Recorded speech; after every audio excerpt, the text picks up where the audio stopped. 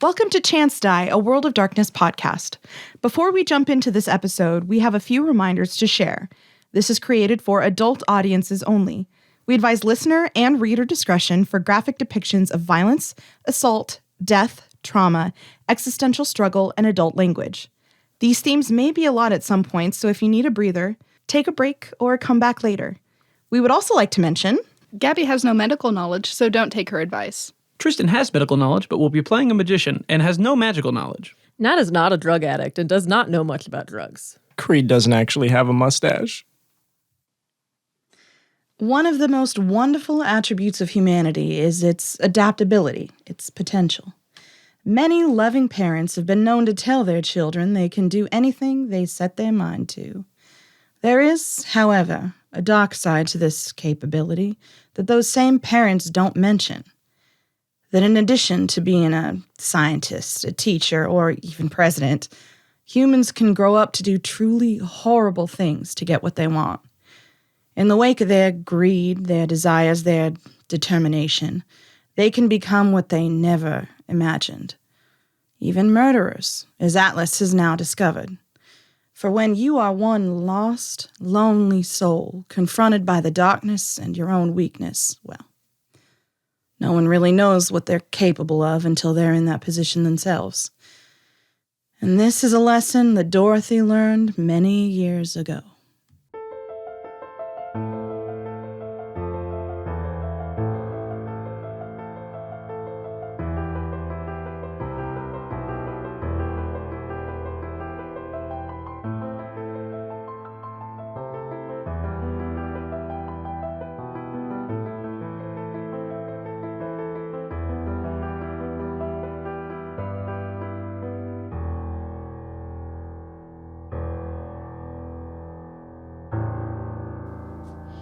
It's about 20 years ago. It's in Michigan in the fall, and all the leaves have turned, and there's an excitement in the air of all of these college students coming back to campus, getting ready to, get back into their social circles and all of that. Give me a little bit of a description of how Dorothy looks at this point in her life. Well, Dorothy's still 5'10". She is hard to miss in a crowd. Her hair is a bit shorter, about shoulder length. She's no wrinkles. She's as tiny as ever. Very different than her muscular physique that she has now. She's what you would call a bookworm, very studious. She could be in her dorm for days on end, just working. So right now she's walking down the sidewalk on campus with her roommate. Her roommate's intentionally crunching the leaves under her feet just to make a crackling sound. And she says, "Do you have any plans for tonight?" Well, we got a test next Monday, so I was going to probably... Let me guess, you were going to study? Well, yeah, we're almost at finals. Oh, gosh, Dorothy, you got to live a little. I'll live during winter break. Live tonight with me, please. Okay, you've convinced me. Yes! So with that, she takes you to a local bar. This is a place that you have not been to before, I assume. Yes. It is a kind of a hole-in-the-wall space that a lot of underage students go because they know they can get alcohol there because it's on the down low pretty well. You see, Yeah. So 90s, there'd be a lot of, high-waisted jeans and plaid shirts. Beautiful. Beautiful indeed. So as you are hanging out in the bar and you're enjoying this time with your roommate who's ecstatic that you are here, you start to notice that the crowd thins a little bit the more late it gets. Has Dorothy been drinking? She is sipping on her drink. What would her roommate get her? Dorothy doesn't know jack shit about alcohol or the taste. Her roommate would get her something pretty easy to down, like a Long Island iced tea or a Cosmo. Oh, shit. Yeah, she's sipping. Yeah. If it's a Long Island I see she's sipping it. Something that it's hard to taste the alcohol in. Yeah. Right. Okay. So your roommate goes on to the dance floor and starts dancing with a bunch of different college students, and you can feel someone's eyes on you across the bar. And when you look, there is a very, very attractive man. Probably you would wager about 10 years older than you. He has like dark hair laid elegantly along his cheekbone, kind of side parted. And he is almost uncomfortably staring at you as he sips or appears to sip on a whiskey. I have my arms rested on the bar top, and I'm just going to do a little half wave and a little smile. He gestures up with his whiskey, and then you see him turn a little bit to a person at a small circular table, a little catty corner to him. You don't see this person's features, really. It's getting quite dark in here because this is when all the late night people kind of are at their peak, and you don't really want to see who you might be sleeping with that night. So he does a little bit of a over his shoulder soft conversation with this other individual. And then he gives you kind of a wolfish smile and then crosses to you at the bar. This young man, young-ish, approaches you across the bar with a wolfish grin. And he gestures to the bartender without saying anything to you. He just clearly gets into your physical bubble a little bit. And then once he has a drink in front of him, it looks like a whiskey just like he's drinking. He sets it in front of you and then smiles once again. Hiya. Hello. What's your name? Oh, I don't think you need to know that just yet. Okay. What's yours? Well, if you don't give me mine, why should I give you yours? I mean, wait. Sorry, I've been drinking. No, not a problem. Not a problem at all. Tell me about yourself. What do you want to know? Are you a particularly resilient person? I mean, I don't want to toot my own horn, but I'd say so.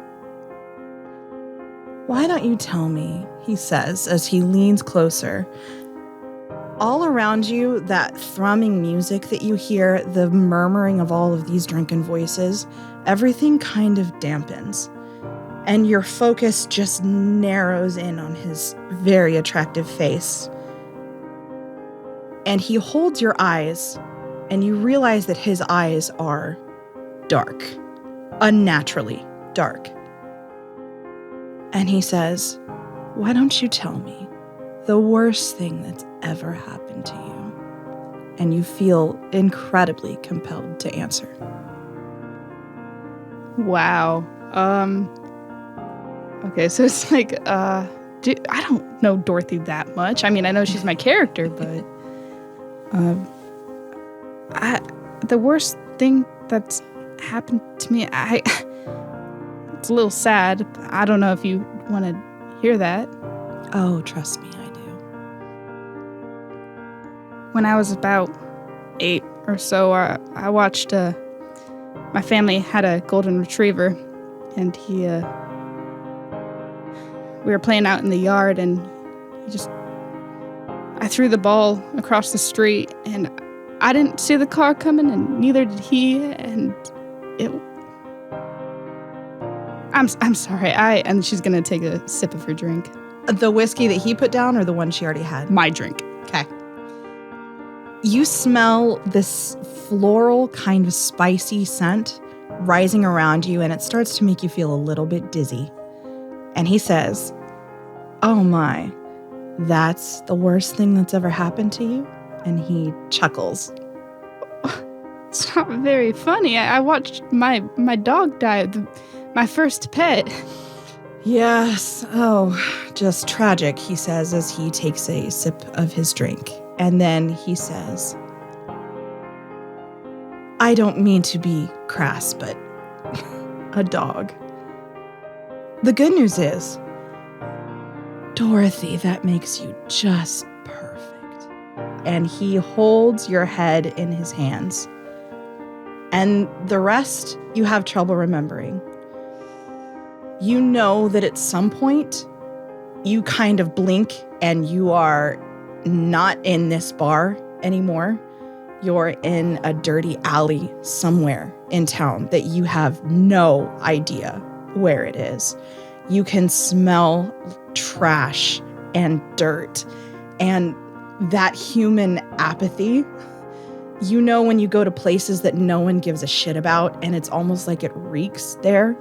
That's what you remember. Like the McDonald's on Hillside. Yeah. Yep. And you remember pain. A veritable cesspool of pain just eking out of your body.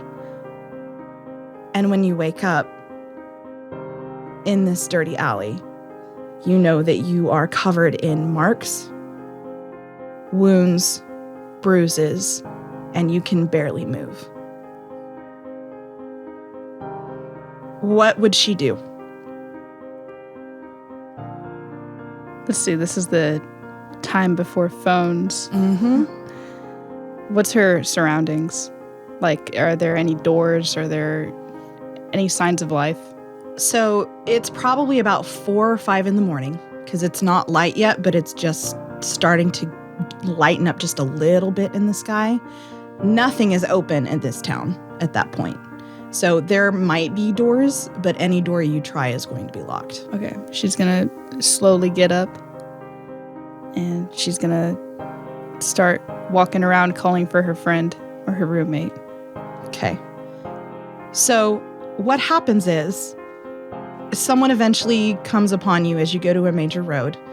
They will drive you to the doctor, like they'll get you into the hospital, start examining you, but anytime anyone asks you what's wrong and you try to explain, you can't get the words out. The doctor at the time says that this is perfectly natural, that you're probably in shock. Don't worry, it will come to you. You'll be able to eventually communicate your story. But as you try to tell your roommate after you're checked out of the hospital, the lights above you start to flicker, and you feel that same encroaching darkness that you felt staring into his eyes, and your heart starts to beat rapidly, and it's the same thing all over again. This happens every time you try to tell someone. Eventually, you learn a way around that, which we'll get to a little bit later. Yay. Okay, so we're going to begin the session. Not a very uplifting way to start. I know, but okay. Welcome to Chance Die. I'm Jessica, and I'm the storyteller. My name is Gabby, and I play Dorothy Martin. My name is Tristan, and I'll be playing Quinten Quinn. My name is Nat, and I play Atlas Waller. My name is Creed, and I play James Treader. Okay, so really quickly, we did finish the first kind of chapter, which I'm going to call that arc, the assassination game. Rad. So you did level up. The way leveling works, the way you get experience in World of Darkness is one of the things that I really love about the system because it rewards roleplay over everything else. So you don't get a metric shit ton of experience points for like killing enemies and stuff like you do in some other role-playing games. Aww. It's mostly for like you get an experience point if you tell me what your character learned and how they grew during this particular chapter. You get an experience point just for being here, no matter how shitty you did or how you almost died. Creed. You get an experience point for like big choices like heroic actions or things that put you at severe risk that were character based. And you get like for good role play, you also just get experience points. So that's how this works. You guys decide how you want to spend those points. And yeah. Sick. So each of you get 1 point or 1 dot just for being here. And finishing this up. Good job. You did it. Woo. And then we'll start with Gabby. So first question, what did your character learn? Bitches be tripping. Bitches be God. everywhere. That Is that you? Though she's traveled away from everything and she hasn't thought about this or discussed it, that she's being haunted by this. And no matter where she goes, it's going to follow her. Absolutely.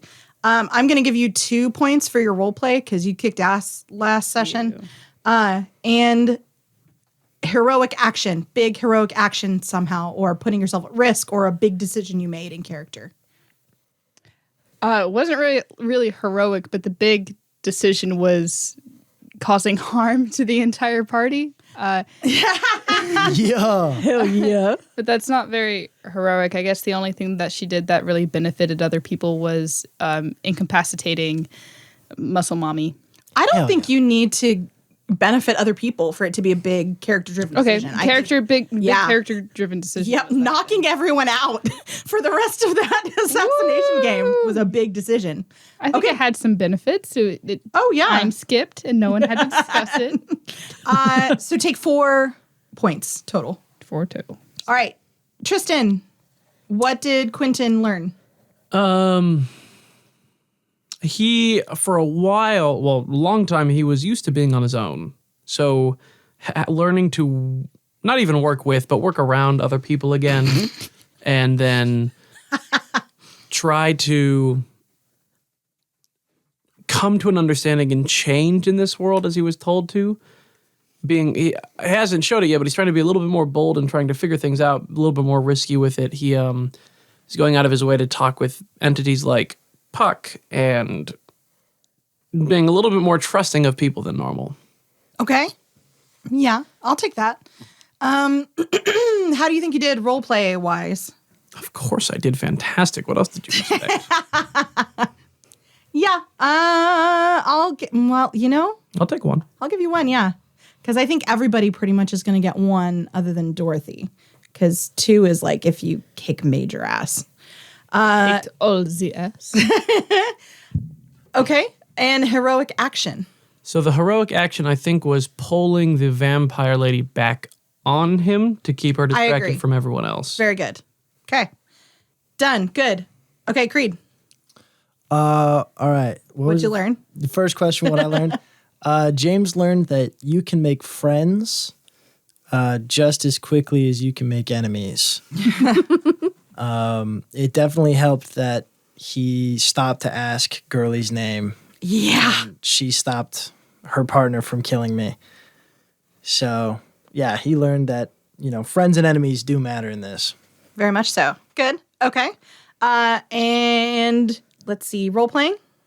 Role playing? I think jumping into things as far as like the heroic action type stuff goes. I thought my one-liner about Tinder was pretty rad. Going in there without any plan, just hoping for the best and fighting on the last of my limbs. Yeah.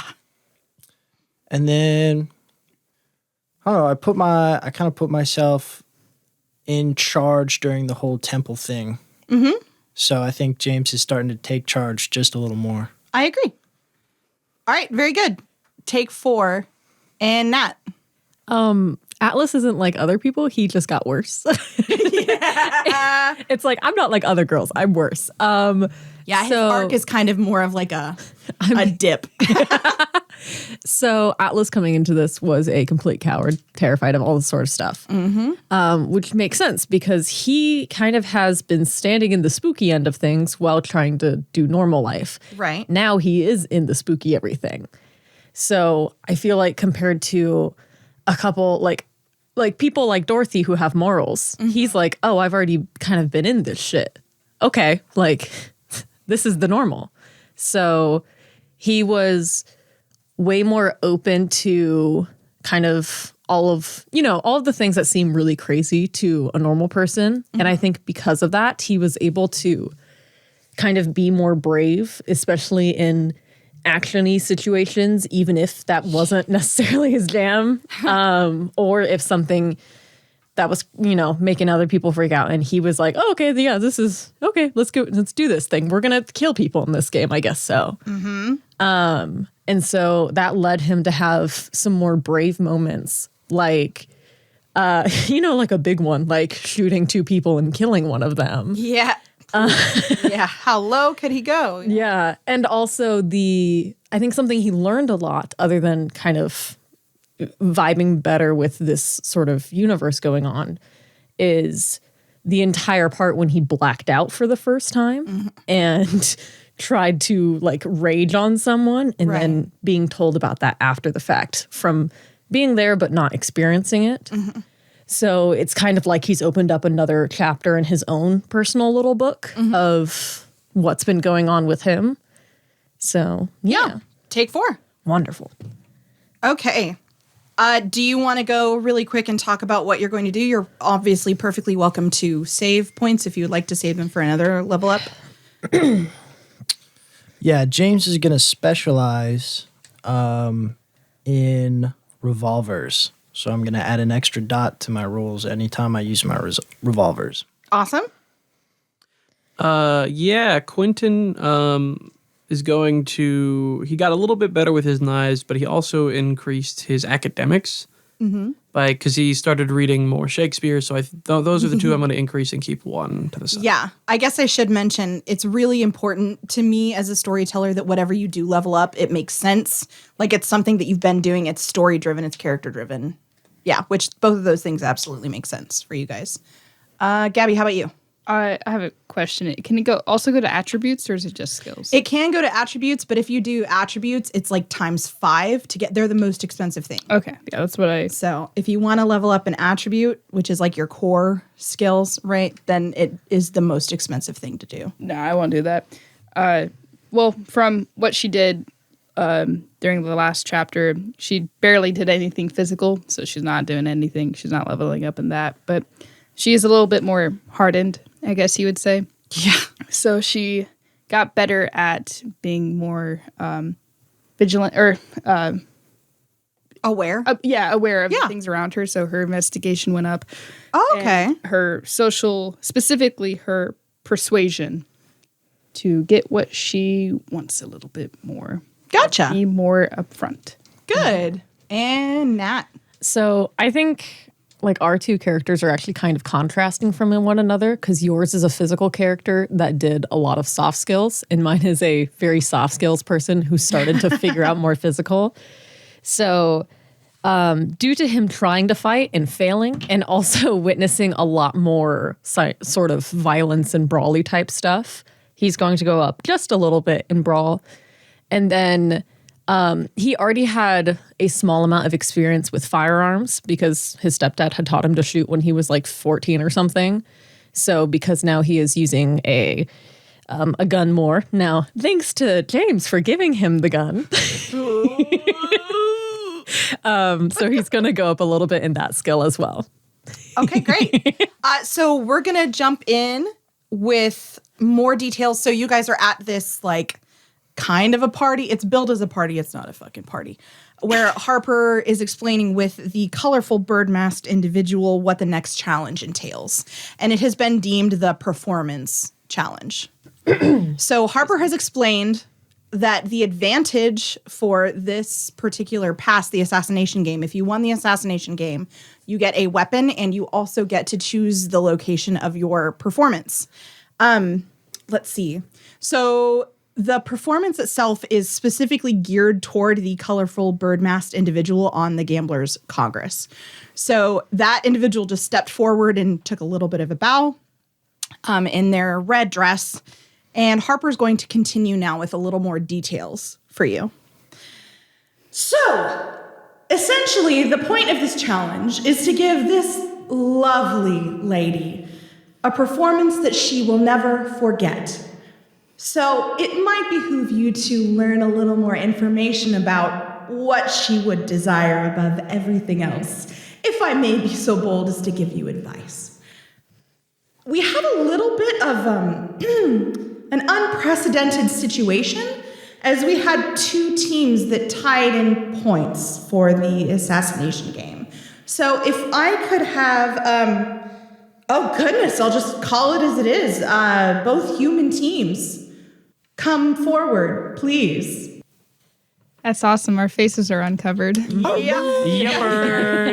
So the other human team absolutely has masks on. Just That's so okay. You know. I don't give a fuck. Yeah, okay. So when we came in here during the last episode, I did say that I had my hood very up and very head ducked. I think Quinten's trying to present himself as he's a showman, so I think he's trying to put himself off as very confident. Like he looks injured, but maybe he's letting him see he's injured. Like he's putting on very much a show. Yes. So this is, you were given how long? A week, I think, to prepare? A week or two to prepare your performance. So Harper is calling you forward to go behind this area like you've been to before with the big table and the Gamblers Congress there. So they're calling both teams forward. And let's see. Okay. Go ahead and roll perception if you would like to see who else is here that Yes, you can maybe please. recognize. So you can see the other contestants. There are 14 total contestants left, as you know. I got a 2. Okay. 2.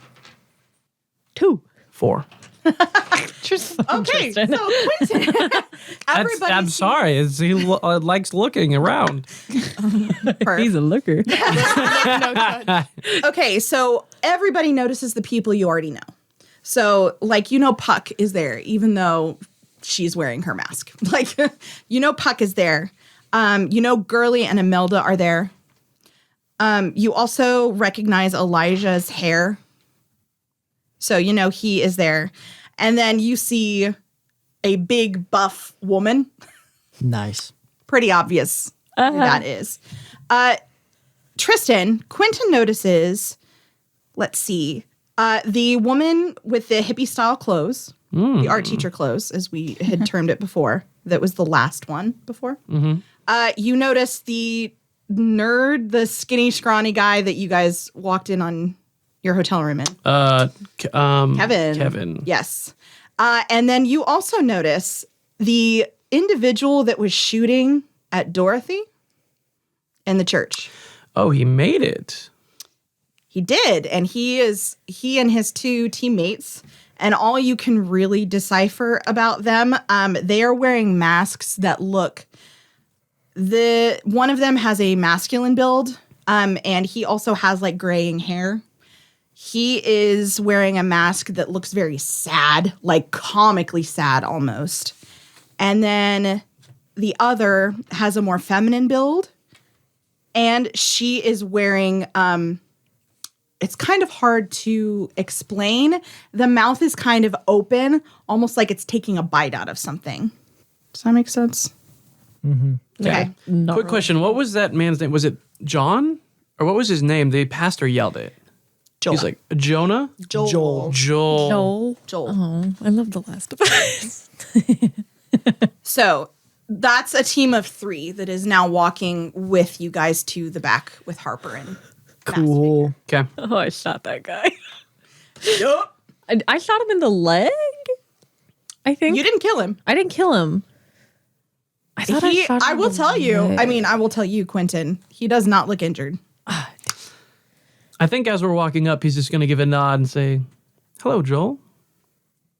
He's just gonna and not say anything. So you all walk to the back Yep. where the Gamblers Congress is seated. Dorothy, can you please make me a resolve composure check? Damn it. 2. Okay. So with a trembling breath, you steel yourself a little bit and you manage to keep it together as you enter. She's into the behind the party. back. And you see him at this long table. I'll be in front. Okay. So Harper will clear their throat a little bit, and then, well, since we have a tie, what they have decided to do, they gesture back towards the masked people at the table. One team will get the weapon that was promised. The other will get, well, healing and the advantage for the next challenge. So I suppose the easiest thing to do would be to figure out who gets what. They look at you expectantly. Yeah, I'm not sure I want Joel with a weapon. We'll take healing and the advantage. Oh, wow. Not even discussing it, are we? Well, James a dead man walking right now, so that makes sense. So let me get this. So in the scene, James started like kind of talking, and then Quinten stepped forward and I think that's what happened. Awesome. Oh my god. Oh my god. Can you just describe what James looks like right now? Yeah. He just puts his head down and steps back. Okay. Joel will step forward and he'll say, yeah, works for us. All right. In that case, Harper says, if the team getting the weapon would step back out, we'll discuss the advantage and then I'll get right along with the healing for you. Sound good? Yep. Okay. Oh my god. Just adding Oh no, layers two to of us fighting have no conflict. health. Whoopsie daisy. I have 2 health as well. You guys Exactly. have none. Yeah, we're fine. I have 2. Yeah, I'm okay with this. I'll let you take be a upset gun. with me. So Harper will kind of step back a little bit, and the bird-masked individual steps forward. Where would you like to have your performance? She says. Looking at what's his butt? Quinten. Quinten. You can choose anywhere in town your heart desires. All right, give me a second to think. I'm trying to think of fun locations. There's an obvious answer. You don't have to take it though, but Can we have the Jeopardy music playing as you think? that's probably copyrighted. Oh shoot, copyright. Oh, we're fired. Remix. Fuck. Boom, boom, boom. Am I allowed to discuss this? The location, that is. With whom? With me? I'll just kind of gesture around behind him. Oh. Boring, but fine. I love these people. If you'd like to give a sway in the matter, I would be happy to oblige. She pulls one of the chairs from, like, she takes her time and you can hear it like on the floor as she drags over a chair, sits down in it, crosses her legs, and just puts her chin in her hands and stares at you as you do this. Are you not entertained? The 3 locations coming to my mind are either the Threads, my old performance place, or the floor of the casino. Other thoughts? I don't know if they'd really enjoy a repeat, but also floor of the casino has a whole lot of people. I'm So- sure they would clear it out. What type of advantage would that give us? Why, I'm asking you all. Dude, you're the magic man. You're the one who performs. Well, my immediate thought was the Threads, but again, what advantage does that give us? My next immediate thought would be my location, just for nostalgia reasons. But again, what advantage? And third, the casino floor would give it some pizzazz. That's also logistically an entire open space, generally crawling with people. And also, I guess if they want the traditional idea of a performance, which I'm going to guess not, there's not really the sort of things that would appeal to that. So I don't know. I'm just guessing the Threads or your old theater. Whatever gets us out of this room the quickest. Yeah. Oh, I'm offended. Don't take it personally. Very well. She kind of giggles. We'll take the Threads. The Threads. Of course. The circus tent. Yes. Do any of you know any circus acts? I guess that's for you to find out, isn't it? Oh, Jesus Christ. exciting. Oh, fuck. Very well. Oh, I mean, this is kind of silly. And she pulls off her mask. It's, of course, James. Of course. Yeah. She pulls off her mask. Another advantage, if you so desire. Of course. Love the guns. And she sits behind the table. Harper kind of bows to her a little bit and then raises eyebrows expectantly to you all and gestures for you to follow them. I follow. Follow. Okay. Harper is going to lead you to one of the back offices. And then they're going to do the thing that they did before, which is make you open your mouth, breathe into your mouth, and then you're healed.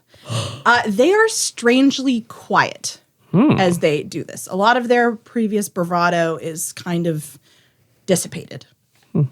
When Harper does the breathe into the mouth thing to Atlas, like afterward, when whoever like she's moving on to next, he's just gonna be like, quiet today, huh?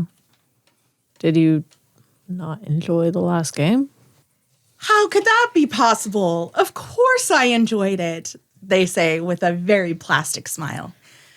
Now, if I may be so bold, when's the last time you spoke with Nora? A while. As payment for your healing, may I suggest a conversation? Sure. All right. I wish you the best of luck, darlings, in your next challenge. You too. And they're going to kind of dip their head and then leave. Yep. So you are freed now to do whatever you like. You're in the back offices, but you're also near the elevator, so you can... Can we just dip? Yep. We're heading to the truck. Absolutely. All right. I'm going to start driving towards my hotel. Okay. You make it there pretty uneventfully. Rad. We head upstairs. Okay.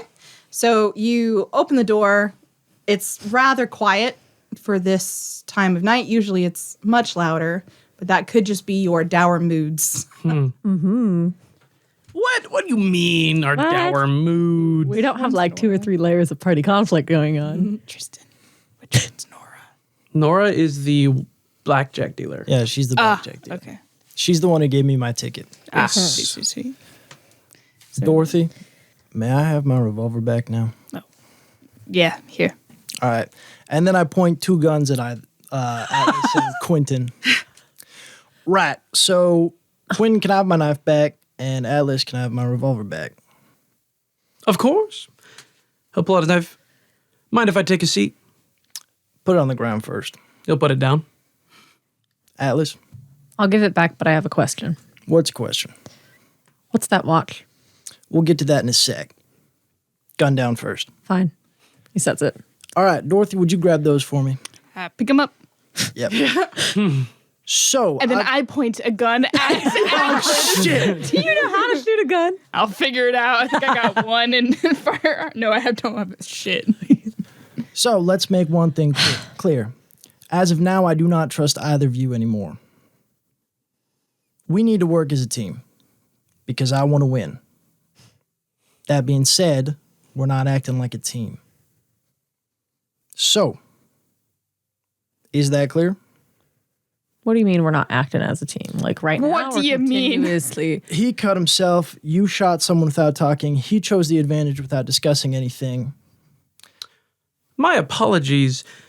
I would much rather have us all be able-bodied than have a big weapon. Yeah, but you gave Joel a big weapon, and Joel shot us with a normal weapon, and I don't want Joel having a big weapon. Yeah, but we survived, Joel. I think, to quote you, we could do the threads, but I don't know how that would give us an advantage. We could do the theater, but again, I don't know how that would give us an advantage. Sure, I don't know how we could continue moving around the city with death on the line while we were all almost dead. We have a week to heal, James, you don't think they're going to come at us while we are down? and if they did, I'd like to have a big weapon. Well, that sucks, doesn't it? I guess you're able to, take the hit and run away. Run away. Right. Alice, Mm-hmm. why do you want my pocket watch? I mean, if we want honesty here, Jinx was the one who gave you the whole thing advantage with the guns, right? Yep. She offered me a similar deal. I need a broken pocket watch. All right, you're not getting this one. Okay. Yep. But I would like to offer to meet with Jinx about this. You have a meeting with her, correct? Me? Yeah. Not necessarily. More so get it and find her. It wasn't necessarily, ask James about it, play nice and then get it. It was more so get it and come back. Well, you found it, and then we can both go find her. Okay. Rad. Dorothy, is there anything else you want to say about your dear friend Clovis? Not particularly. Yep. So, upon killing people, I learned, as you can tell by my previous state, that making friends is just as big as making enemies. The only reason I'm still alive is because I made friends with Girly. Clovis was a friend. He's now dead. That's important, but so is playing the games that all of these guys are making us play. Yeah, Did it we, really give us a fucking advantage? we passed the games. And as far as a game about killing people goes, I just wanted to pass. Right now, we're arguing about giving that gun to Joel or letting us heal. If I wouldn't have done that, we wouldn't have even been in the running to get an advantage. He And would have they- gotten healed and the gun. Exactly. James, do whatever you think it weapon. would have helped? Well, I mean, my conscience is clear, but Well, that's good for all of us, isn't it, James? it is. I genuinely think it's the only reason that we are now standing on both of our feet, no longer hobbling. Oh, I can stand just fine. Anyway, now that all that is settled, what are we doing for a performance? And I'll uncork something. Some kind of alcohol. I just grab something and start drinking it. I mean, there's little froofy things at the mini bar. Yeah. He has a mini bar. Hell yeah, I have a mini bar. I thought this was an apartment, not a hotel. No, it's your hotel room, right? Yeah. Yeah. Okay. It's a very, very nice hotel room. James got money. Well, if we're gonna be at the circus, anyone know any tightrope walking, trapeze? Nope. Well, based on how you're, I don't know, the most athletic, I feel like you're probably the best bet. Yeah, if you guys want to watch me fight somebody for half an hour, I don't think that's gonna. I would absolutely love to watch that. I mean, MMA Thank you, is a James. thing. Here's your gun back Thank you. and your knife. Thank you. I think this boils down to Quinten. He's the only one that performs around here, and he did make the decision on where we're going. So sorry, I just found out my opinions aren't to be trusted, and I have no valid reason I should let James take on over like he You so chose the- wanted to. Oh my God, You we're going to chose add the another advantage. fucking bitch fit to My this. plan was to go watch a couple circus acts, see what happens there, get a lay out of the place, and after that, well, since no one seems to like what I'm doing, I guess I'll let someone else take over. I genuinely just asked you what you want to do since it seems like you've taken over. But Atlas, you're not the one who doesn't trust me. Fucking point, okay. Now, I'm not saying I should have your trust. No, I think you might live longer without it. What I'm asking is to have a little faith. Yeah, faith is something I lost a long time ago. No, good, I never had it. But I do know you are a performer. So this is all you, Chief. Well, I'm going to get a good night's sleep as I am not hurting. And I can, he's going to kind of move around his body. Not really that hurt. And I'm going to go get a good night's sleep. And tomorrow we're going to go watch a circus act. Right. Atlas, do you still have your laptop? Yep. Yeah, you might want to chuck that. Yeah, we also need to meet with Girly before midnight. True. So Not Girly. What's her anyone name? else Jinx. want to come with us to go see Jinx? Got nothing better to do. Sure. All right. I thought you were gonna go wanted to rest. sleep. Yeah, Quinn, didn't you want to go to sleep? I can get it later. All right. He's like, Okay. So you don't have very long to wait at all until midnight, which is the time that Jinx set for you. Yeah. So do you remember where she said to meet? Was it the theater? It was indeed. Okay, that's what I thought. Cool. Say we hop in the truck and head over to the theater. Okay. Yep. Shotgun. Tristan, you seem tense. I'm just giving you little Why? pets. Okay. All right. So you make it to the theater. It's midnight, so you've still got quite a few people around. I assume each of you is still fairly tense after your confrontation. No. Wouldn't imagine why. I don't like the energy that we presented in the studio today. Nah, Quentin's giving off a completely fine vibe. Okay. So it looks just like it did before. No noticeable presence of anyone at the theater. It still says it's closed. On the door, Atlas is going to go, Nothing happens. damn, I was really hoping she'd go back. He's going to try the door. It's unlocked. Great. Just going to go in. Head on in. Yeah. So you go into the theater. It is very, very dark. Pitch black, in fact, as you make it to the auditorium portion of the theater.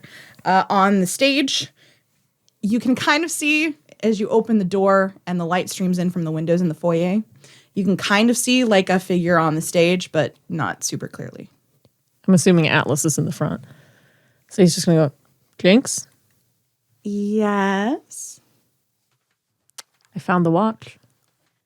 And some extra company this time, it seems. I didn't necessarily have a choice. A team's a team. Oh, but we always have choices. Isn't that what humanity's all about? I think you're asking the wrong person, Jinx. But I would agree. Oh my god. Well, come closer. He's gonna walk over to her.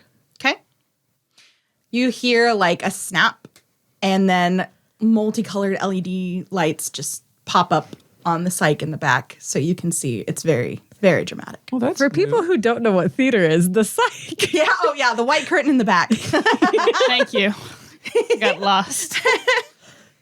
That's new. Making some improvements. Yes. I must say, well, someone else is using this space, so.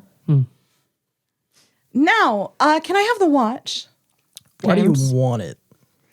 Why do I want it? Yeah. And what will you give me for answering that question, James? Not the pocket watch. You see why I have a team behind me. Well, why do you think I would want it? And I must tell you, she says, winking at Quinten, I'm not the only one. So, you're not with him? With who? The other guy. Coin mask. Does it seem like we're with each other? You're on the Congress together. We are. And do you think the point of that Congress is for all of us to be a happy little team and make the same bets and win and lose together? I mean, I think we know Congress doesn't necessarily agree with each other. True. Fair I'd enough. hope you don't agree with everyone on that team. So while one of the main purposes may be to assuage boredom, and a very, very important task it is, our main task is to beat one another. So where do I come into play? Who gave you that watch? Do you understand now? Yeah. I checked the time on it. It's still broken, still counting down. Anything else? Who are you trying to beat? All of them, of course. How would the watch help? I'm afraid you're going to have to ask James that. James, please. He was the one talking all about working like a team. In a hypothetical scenario, would you say not only you want them beat, maybe slightly humiliated? I don't think you understand what we mean by beaten. Care to enlighten? Let me just say, I'm relieved that you didn't get the weapon that was promised by my competitor. Huh. Weird. Now, anything else I can do for you before you give me the watch? What happens to me afterwards? Oh, I don't know. And if I say no? Well, I suppose you'd have to give me something for wasting my time like this, she says as she twirls a blonde lock around her finger. James, you don't have to. I don't know if there's anything else I can give. You can give a favor. You can give your word. You can give your name. You can give so many things. Also, it was not you whom I had the deal with, was it, Atlas? I just had a lovely heart-to-heart with James here. So I think in our future teamwork, I don't think it would necessarily be the greatest idea for me to intervene with his very special pocket watch. Whether I agree with that or not. You need to give me something for wasting my time, and I find I'm kind of a capricious creature, so I'm growing impatient. Jinx, is there anything you want from me? Make me an offer. I could give you a favor, like you said. I don't think I necessarily have a whole lot to offer. Oh, I disagree. I will take that. Done. She sticks out a hand. He's going to shake it. Okay. No earth shattering, no lights flickering, nothing. Just this intangible sense that you might have made a horrible mistake. That's what he feels all the time. And she smiles. And it might just be the crazy lights, but it's almost like her teeth became sharp. Well, that'll do it for me. Jinx, I do have a question. I know I didn't get you the watch in the way you wanted, but is there any way I could get your side?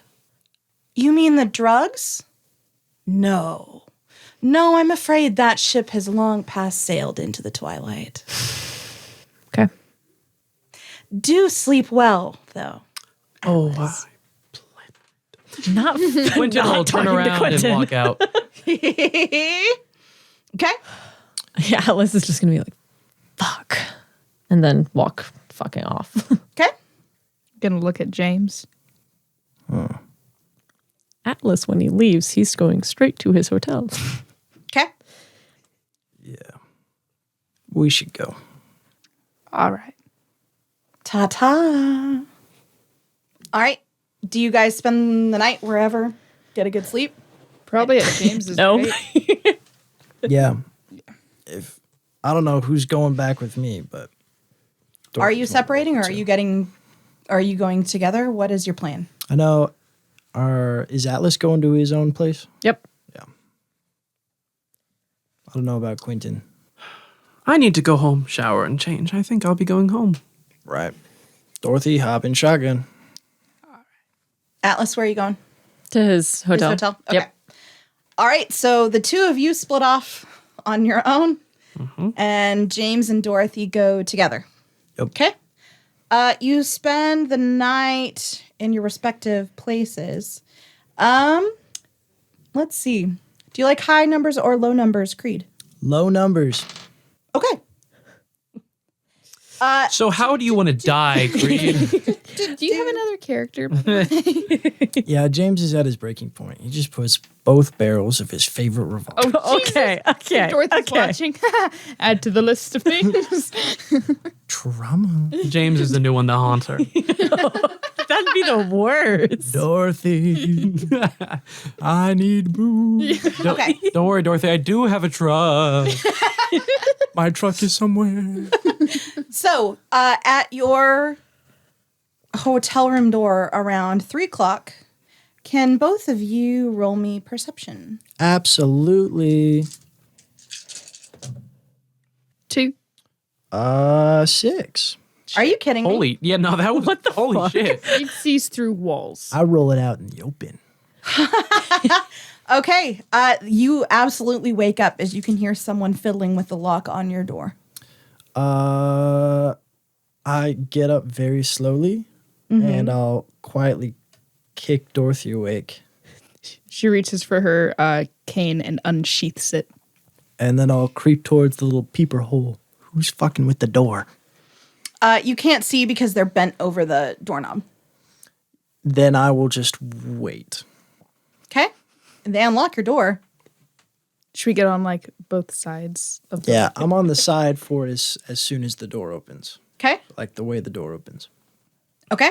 I'm on when the door I move with the door as it opens. So you can see through the peephole this individual absolutely has a gun. It is Joel. You can see as he stands up and goes to open the door. Okay, as soon as that door's open, I got one trained on his nutsack, and I go. Yeah, I bet I could. What's shoot not, first. Joel? He inhales sharply and then slowly puts his hands in the air. Right, the assassination game's over, so I'm gonna put mine away, and you put yours away, and we can both have a drink. All right? Okay. Dorothy's just staring at him. I put mine away. He puts his away. He's an older guy. I flick on the lights and offer him inside. He looks confused, but he goes. What's your drink of choice? Nothing. Fair enough. Where are the other two? Not with me. Is he lying? Why don't you roll?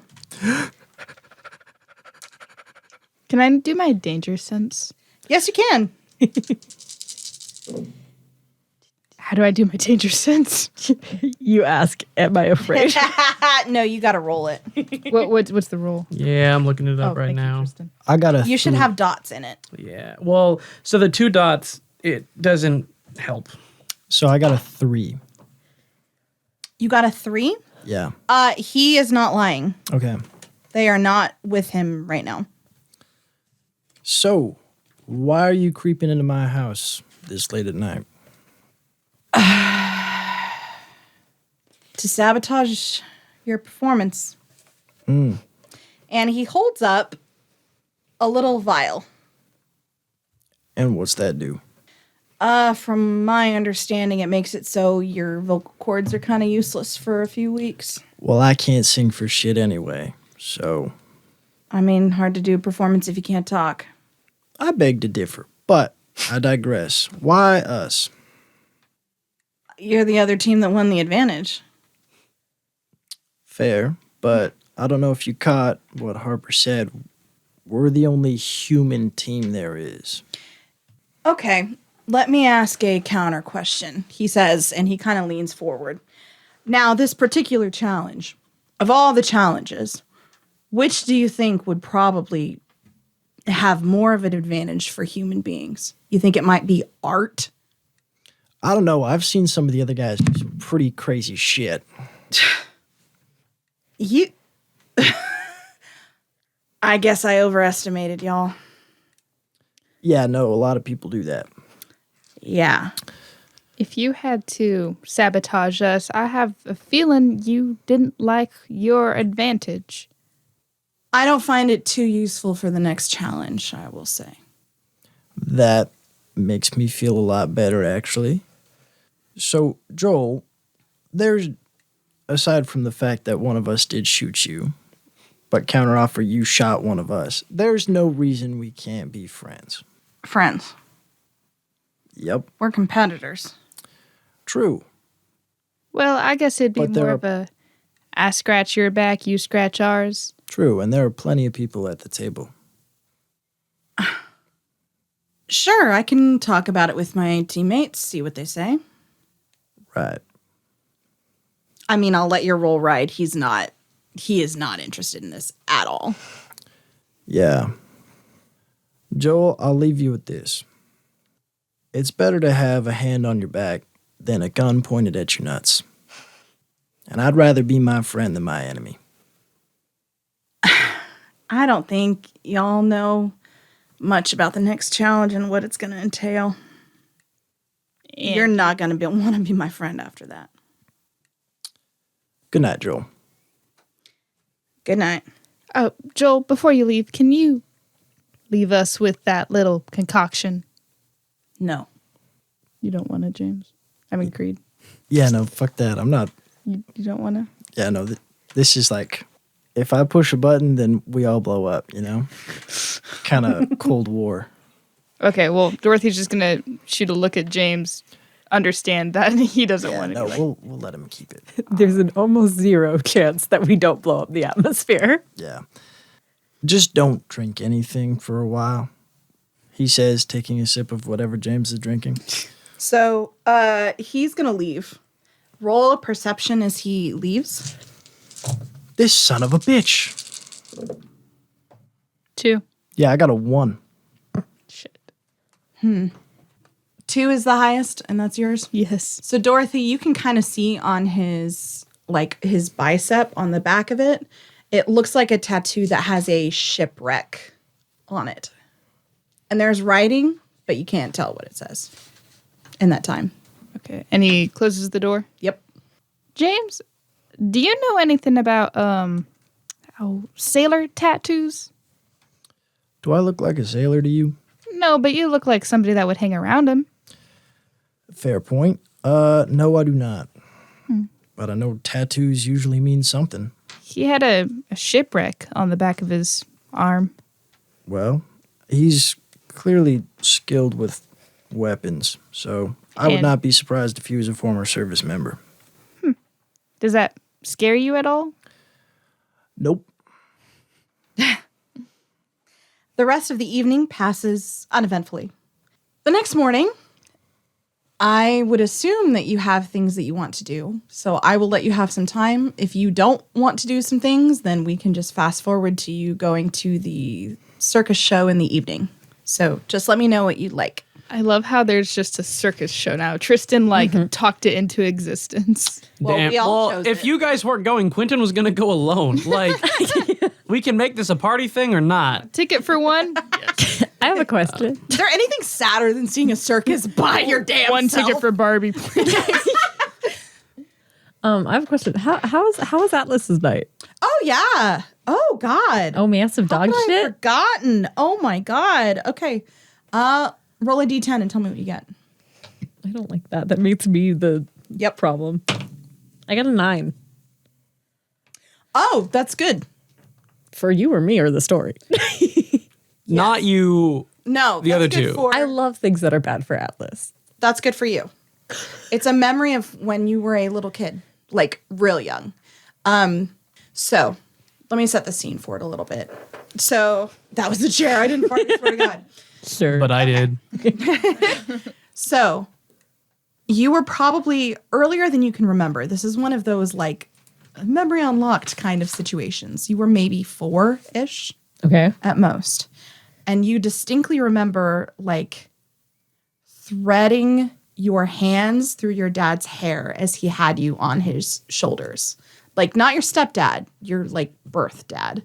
And he is running around in the yard with you and you remember his big booming laugh and how comfortable you felt in that moment.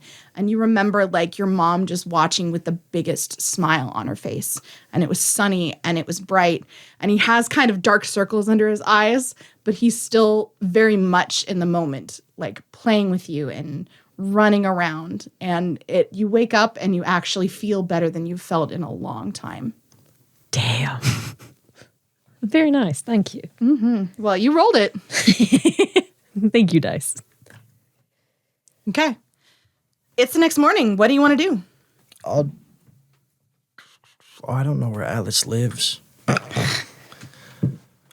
We all have each other's phone. Yeah, Yes, we do. I'll text. Yes, him waking up. I'll text Atlas to see if he needs to be picked up. Okay. He's just gonna text. I have a car. Oh, rad. Where? Question mark. Threads. In the morning? I don't go to the circus. That's the hill James is going to die on. Alice is just gonna text. Find out when the show is, or if we gotta do other shit before that. Actually, no. He's just gonna be like, "Fuck it, I'm gonna call this old bastard." So he's gonna call James. Yeah. I don't think circuses normally perform at whatever the fuck AM it is right now. Damn it. Oh my god. Well, then should we meet somewhere? I don't know, James. As party leader, Let's go to Donnie's. great. I'll see you there. I'll see you there. I'll see you. Do you let the others know? I mean, yeah, I'll be like, Dorothy, Okay. going to Donnie's. Oh, my favorite. Are you gonna anyone text Quinten? Quinten is taking a shower. Yarp. A long shower. Ew. Oh, Okay, we're going to Oh, say he's- that you know. He's masturbating. Oh my God. In the shower. We all were thinking it. No, we were not. This is Yes, not we making were. the episode. you're going like, James. Oh my God. I quit. Um, And that's the end of the podcast. he's doing Himself. I was doing hand shit. What the fuck? all 6 actually. In his butt? Yeah. So Oh my God. Okay. So Roll for- you all meet at Donnie's, yes? Yeah. Yes. Quinten will be like 2 hours late. Oh my god. Again, Still- it's not open. It's not. Donnie's there setting up. Quinn- okay. It's fucking like 10 a.m. now that you've gotten ready and whatever. Is he in there? Donnie's in there setting up and Then I'm stuff. gonna knock. God. Okay, remember this for boy. Donnie. Okay. It's everyone. It's Every everything. accent that exists. It's Jessica's lack of talent is Donnie's voice. Okay. That sums up Donnie as a character. He gives you a look, but he opens the door up and then raises an eyebrow. Can I come in? If you must. Sick. Okay. So everyone comes in the bar. Yep. Okay. And then we'll wait until Quinten gets there, It's probably like 11:30 or 12. He'll I show up. stare at the wall. Oh my God. He walks in with like a nice. Are we genuinely just gonna sit here for like an hour? That is up to you guys. Oh my God. Atlas is just gonna like, once they get in there and settled, Atlas is turning to James and just being like, so did you have a plan? You need to do something? Say something? Yeah, I was going to talk to you guys about it, but I was going to wait till everyone got here. Did you call or text Quinten? No. Oh my God. You should call or text Quinten. Nope. I did not and won't call or text Quinten. As they're saying this, I'm pulling up Quinten's. Yeah. At 10 a.m., Quinten gets a phone call from Dorothy. Yeah. Do you answer? No. Oh my God. Yes, you do. Then he'll call her back. God, aka Jessica, says you have to You pick up the answer. phone. No. He doesn't pick up. He'll call it back. I'm going to Divine murder you all intervention. if this narrative doesn't told move him. forward. Okay, you're had- all at the goddamn bar. Now what happened? I leave. So Quinten isn't there yet. Oh my God. Yes, he is. No, he'll show up, arriving in fashion, of course. And then, man, you seem to open earlier and earlier. Yeah. Whenever the paying customers arrive. Oh my God. Paying. Anyway, so me and Dorothy had a very interesting chat with Joel last night. Oh, He tried to poison our vocal cords. Unfortunately, Wouldn't be he able to did not speak succeed. at all. He did not. But in talking to him and pointing a gun at his nuts, he mentioned something that I've been thinking about. An edge. He said, of all of the people in this challenge, we humans have the best shot in this performance. Which didn't make sense to me because, again, I've seen some pretty cool shit from the other guys. I mean, one of them, like, just speaks poetry, and that's a performance. it was a reason I was thinking a public space. I don't think they can use whatever abilities they have in front of other people. Fair. I don't think that's really stopped them before. I think there's more to it. James, I think you're missing what he said to you. So there's all this sort of like theoretical and moral sort of shit, but all this stuff normally boils down to all these philosophers being like, the main key to humanity is the fact that humans entertain and create joy for themselves and all that sort of stuff. Shot in the dark, I'm guessing that's what he's referring to. Exactly. So I think our performances have to be related to humanity or something like that. I still don't exactly know how that works. I'm not the best performer, but I think I'm you just should throwing sing. that out there. I can sing if you guys want me to, but I will shatter glasses. How better to show your humanity than showing something you're not quite as good at? Donnie, rig up the karaoke box. No, Isn't last time shattering no. glasses normally like a skill point because you have the reverb or something? That's That's what opera. tacky. Oh, okay, magician. We're not doing that. No, I'm not. No, James isn't singing in here. What if he sang right outside here? Nope, he'd scare away all my customers. Or welcome them in. How are we supposed to show our humanity? Are y'all talking about this in front of Donnie, by the way? Yeah. Yeah, Yeah. I guess so. Okay. I'm sure he's heard far I'm sure weirder. Donnie. I thought he was just like cleaning, getting Oh, ready. he is, but he's. I mean, it's quiet. In here. I mean, he's I don't- listening. Okay. Atlas does not care, and I'm guessing most people in here don't. No one else No is one in else here. is Yeah, it's too early. We are in here. That's who I'm talking about. Yeah. Oh, and the other thing is Joel has no interest in being our friends. Wow, I would have never have guessed that Me based either. on previous experience. Yeah. Anything else happen with Joel? No, that's about it. He said his advantage isn't useful in this next challenge. Damn, I wish we had it. Yeah, me too. Anyways, Okay, first of all, before we get into this next shit, can you both get the stick right on out of your ass? Because I know the entire stepping up and saying the thing without talking about it isn't very sportsmanship-like. But I feel like I'm in a bigger shitter because I shot someone, and so far we haven't really talked about that, and no one's been incredibly bitchy about that, only moderately. Really need to talk about it. We will, but we're not the ones who are having hissy fits every 2 seconds. And I feel like we honestly have more reason to do that. That's fair. Truce? He sticks out a hand. Thank you. Disembodied voice. Thank you, God. Sure. We shake hands. Lovingly, actually. Nope. They make out. All right, James. You had the idea of humanity. What are your thoughts? I mean, that is genuine. That's all- that's all? Yeah. Okay. Sorry, speaking of humanity, question for Jess. How's my humanity looking after shooting and killing people? Yeah, I need you. Thank you for the reminder. I need you to make a morality roll. I don't know how to do that. We'll do it at the end. Hell yeah. Yeah. So there are two ways my mind immediately goes. First one, we each show off whatever individual humanity we have, but that can be rather obscure, but it could also be in the sense of, since everyone thinks they're special, no one is in fact special. And also, these entities, what if they're so used to the not normal? Part of art was just normal. Supernatural. Well, not the supernatural, quite the opposite. Don't worry about it. I was trying to tell you the word for not normal. Supernatural. A freak show. What if we... Just ideas. We could either go and try to show off the individualness that makes us humans, or show, well, the blandness of them.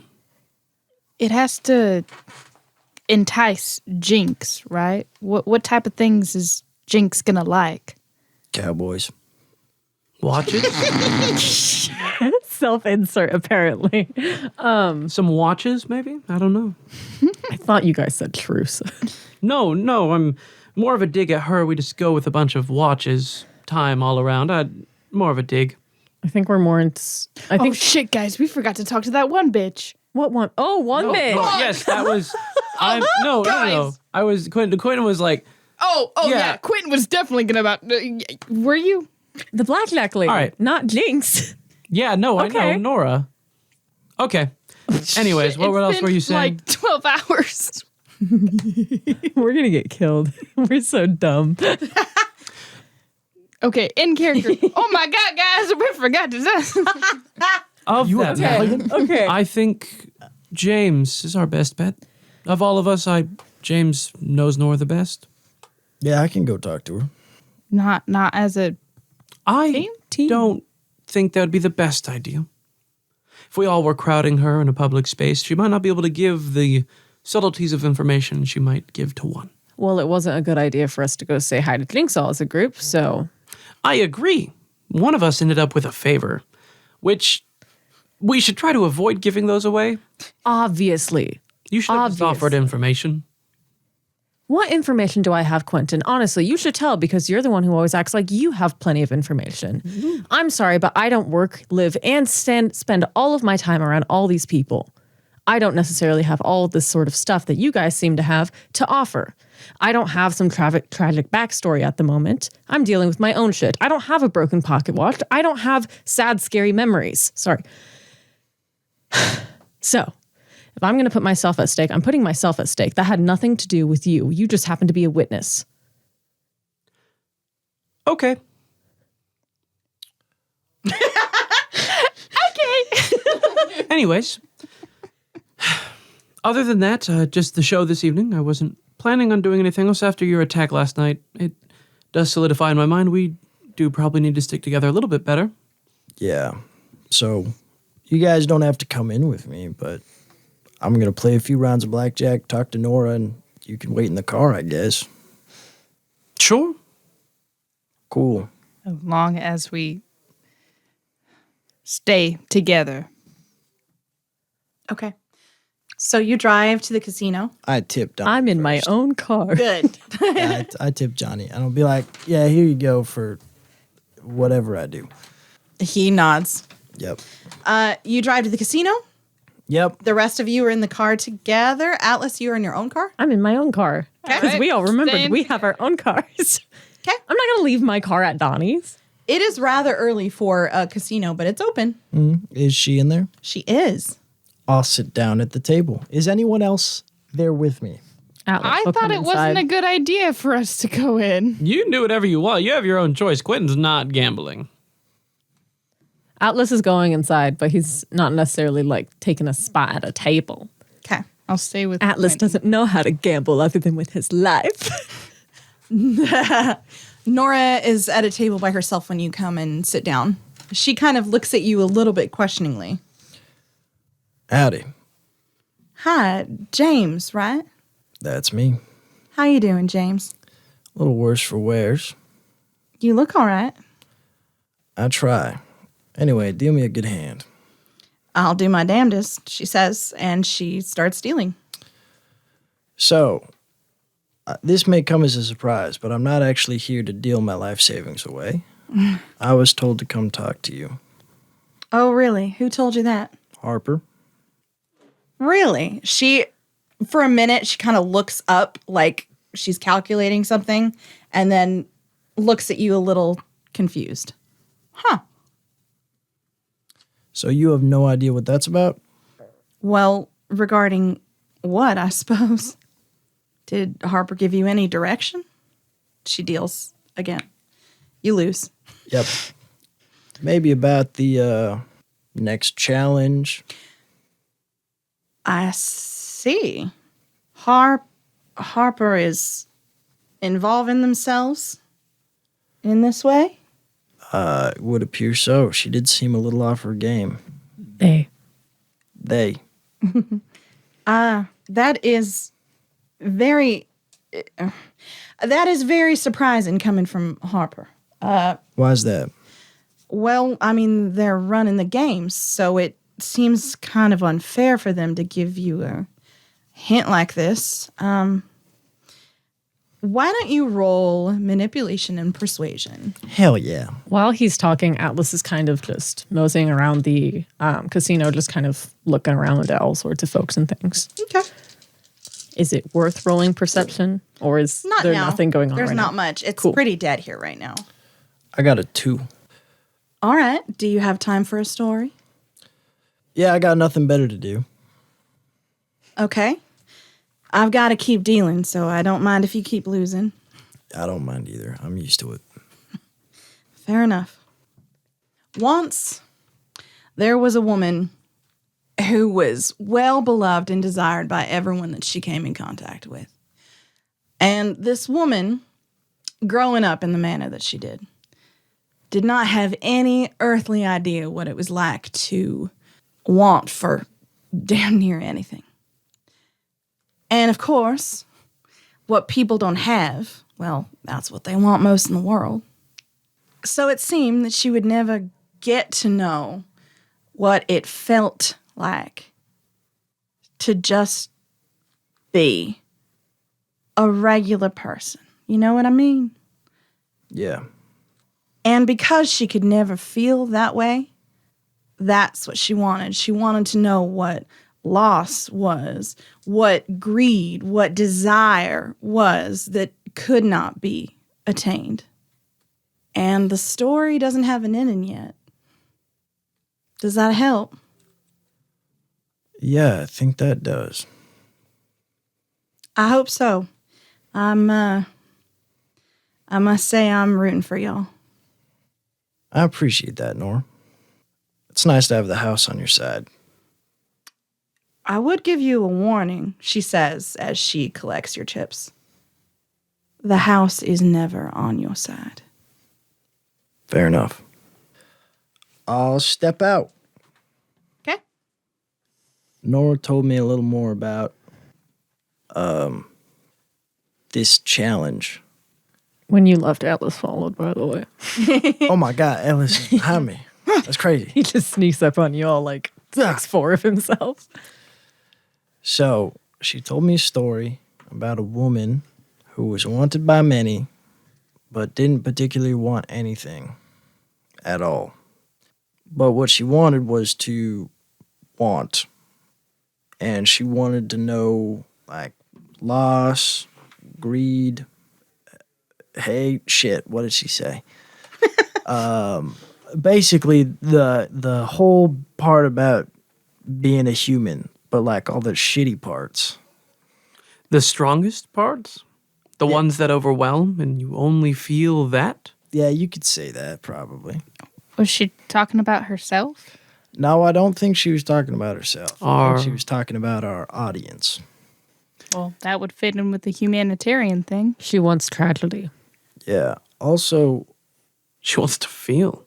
Nora said this is unlike Harper to step out of line and give us that tip off, especially for free. We saw how quiet she was. And when I asked her, did anyone else look at her? Or were we too busy breathing in whatever? Yeah, no, I'm going to be honest. I was pretty pissed. No, I saw. Here is my concern. Nora seems to have a pretty good bead on what's going on. I'm afraid she may be one of the council or close to them. So I don't... Sorry, this is a bit of a tangent. Going to her might not be the best idea anymore. I don't think someone on the council would deal blackjack to a shitty cowboy. Unless it gave her something over the game master. I don't have a good impression about all the congressmen, but I think they're real far up their own asshole. So I Just don't think they'd stoop that low. an idea. We'll keep it on the table. We'll keep it on the table. I'm sorry. So we need to show, or rather allow them her to feel emotions, the strong ones. Yeah, I guess. What's the word for it when someone ends up crying, but then it feels good at the end? Catharsis. Catharsis. Who Sorry, the that's fuck me. said that? Oh, shit. I'm a teacher. Thank God you guys Quit made the educating voices us. too. Oh my god, I think it's called cardiac. You are absolutely right, James. No, catharsis. She probably wants catharsis. So, bad shit all the time. Bad shit, especially for, I'm guessing, whoever, whatever she is. I mean, Jinx. But it doesn't seem like it's easy for her to be around these people, especially based on how she talked about how this whole council does not necessarily play nice. And also based on Harper's reaction to this last game. I don't think any of them fucking like or want to work with each other. So, based on the little story James got, I'm guessing she wants to feel tragedy and the catharsis of it. We have to perform for her and make her feel.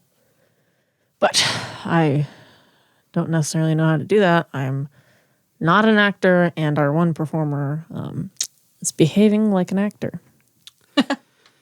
I have an idea, but let's go watch a show, shall we?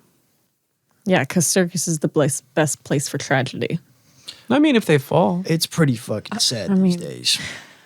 Okay, so the rest of the day will go by, and as night falls, you start to see a crowd gathering around the threads. Excitement is in the air. You can smell popcorn. You can hear people talking loudly. And that's where we'll call it. Cool.